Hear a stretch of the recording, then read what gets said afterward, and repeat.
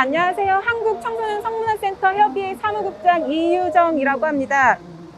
왜 교육부는 성교육 표준안이 실패했음을 인정하지 않는가? 첫째, 2차례 공개 질의에 표준안은 문제없다는 태도로 일관한 교육부. 둘째, 왜 포괄적이라는 단어를 삭제했나?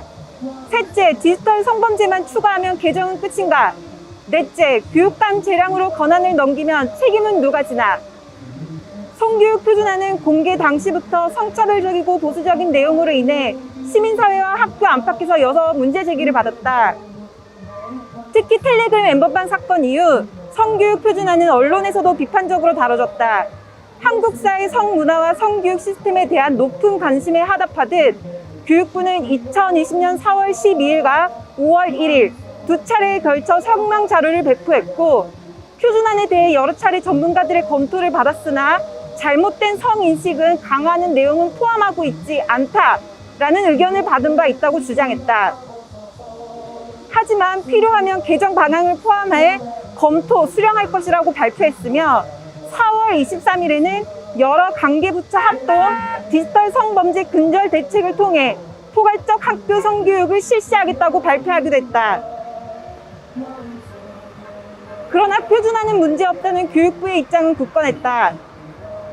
2020년 5월 22일 호송넷은 교육부가 발표한 설명 자료와 근절 대책과 관련하여 교육부에서 말한 포괄적 성교육의 정의와 그 근거가 무엇인지, 학교 성교육이 태보를 가져온 성교육 표준안 개정 책임자에 대한 인사조치는 없는지 질의했다. 이 질의의 교육부는 포괄적이라 함은 국제 기준의 포괄적 성교육을 뜻하는 것인지 혹은 단순한 사전적 의미인지 명확히 답하지 않았다. 대신 성교육 표준안을 참고하라고 응답했을 뿐이다. 성교육의 기본 방침은 성교육 표준안을 적용하는 것이라는 말과 함께 표준안 개발 책임자의 인사조치 계획도 없다고 말했다. 막상 뚜껑을 열어보니 표준안은 문제없으며 폐기하지 않겠다는 입장을 굳건히 확인해 준 것이다. 실제로 교육부는 이듬해 2021년 학생 건강 증진 방안과 관해 다시금 표준안 적용을 기본 방침으로 내세웠다. 그뿐만이 아니다. 오히려 포괄적이란 말이 전면 삭제되었다. 2018년부터 꾸준히 포괄적인 성교육을 적시하더니 오히려 포괄적이라는 말 자체를 삭제한 것이다. 이에 포성넷은 한 번 더 교육부에 공개 질의를 진행했다. 첫째, 왜 2018년부터 2020년간 꾸준히 써왔던 포괄적이라는 단어를 삭제했는가? 둘째, 개정한다더니 개정은 했는가? 했다면 어떤 전문가들의 어떤 의견을 수렴했는가? 셋째, 여전히 표준안을 폐기할 의사는 없는가? 이에 교육부는 성교육 표준안을 다시 언급하며 표준안이 발달 단계에 안 맞고 체계적이기 때문에 포괄적 내용의 성교육 표준안을 참고하라는 방향은 변함이 없다고 응답했다. 왜 포괄적이라는 단어를 삭제했는지 언급하지도 않았다. 교육부는 또 디지털 성범죄 가해 피해 예방 내용을 반영하도록 성교육 표준안을 개정했다고 응답했다. 하지만 포성넷이 요청한 전문가 명단은 공개하지 않았다.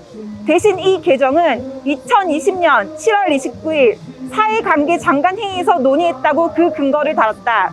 하지만 이 회의는 아동 청소년 학대 방지 대책이 주요 골자다. 성교육 표준안 개정에 대한 체계적이고 구체적인 회의가 아니라는 뜻이다. 마지막으로 2021년부터 교육자치에 따라 성교육 표준안이 교육감의 재량에 의해 사용 여부를 판단하게 할 것임도 덧붙였다.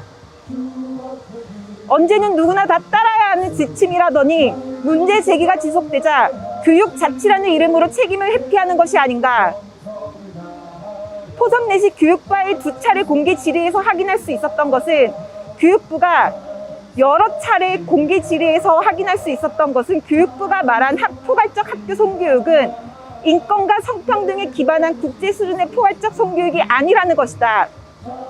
오히려 보수적인 반동성애 혐오 세력으로부터 포괄적 성교육의 민원으로 접수되자 성교육의 기본 방침에서 포괄적이라는 단어를 삭제했다. 이러한 교육부는 성인지적 성교육, 학습자 중심의 성교육, 국제 기준의 포괄적 성교육이라는 시대적 요청에 퇴행하고 있다. 학교는 청소년 성교육이 이뤄지는 가장 중요한 공간이다. 그런데 교육부의 성교육 표준안은 이 소중한 기회를 엉망으로 만들고 있다. 학교는 유일한 기준이자 혹시 있을지 모를 민원을 말아줄 욱타류로 표준안을 이용하며 잘못된 성교육에 일조하고 있다. 디지털 성범죄 극성과 코로나 장기화로 인해 인권과 성평등에 기반한 성인지적 성교육에 대한 요청이 더없이 커진 지금 성교육 표준안은 버리고 새로운 판을 짜야 한다. 이 첫 번째 순서가 성교육 표준안의 실책을 인정하고 전면 폐기하는 것이다. 교육부는 변명과 회피 대신 책임 있는 자세로 진정 아동 청소년을 위한 성교육을 추진하라.